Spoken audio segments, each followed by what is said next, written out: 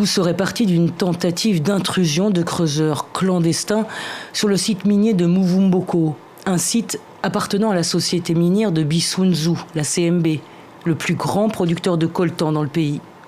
La SMB a déploré l'incident dans un communiqué tout en minimisant le bilan à un mort seulement. La société dans la région est honnie par les creuseurs. Au début du mois de mai, ils protestaient déjà pour réclamer 4 mois d'impayés.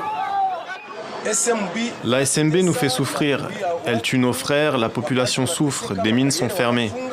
Nous ne savons plus si l'État estime que nous sommes encore chez nous ici. Nous ne savons plus si nous sommes des Congolais, car nous voyons que la SMB a pris en otage ce pays. Elle fait sa loi au Congo, c'est elle-même qui dirige. Les policiers incriminés étaient en effet commis à la surveillance du site minier de la SMB.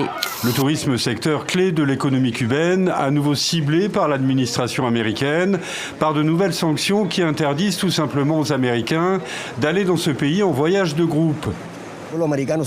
Oui, le peuple américain veut venir à Cuba, il veut venir ici pour le tourisme. Cuba est une étape importante du tourisme de croisière. Dès ce mercredi, les bateaux de croisière, de pêche ou de plaisance, l'aviation d'affaires et privée sont interdits aux touristes américains vers Cuba. Les premiers à poser le pied sur le sol de France viendront du ciel. Pour se donner du courage, ces para-américains se griment comme des guerriers iroquois.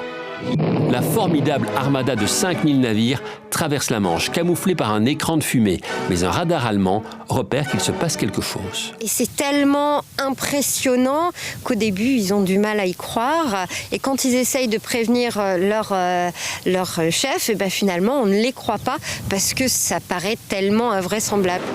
À l'aube du 6 juin, les barges de débarquement abordent sur les plages. Nous sommes ici avec les Canadiens sur Juno Beach. Les combats seront sévères. Plus qu'un rappeur, Jay-Z est aujourd'hui un homme d'affaires averti et milliardaire. De son vrai nom, Sean Corey Carter, il incarne la réussite à l'américaine. Marié à la chanteuse millionnaire Beyoncé, père de 3 enfants, il affiche sa fortune comme une revanche sur la vie.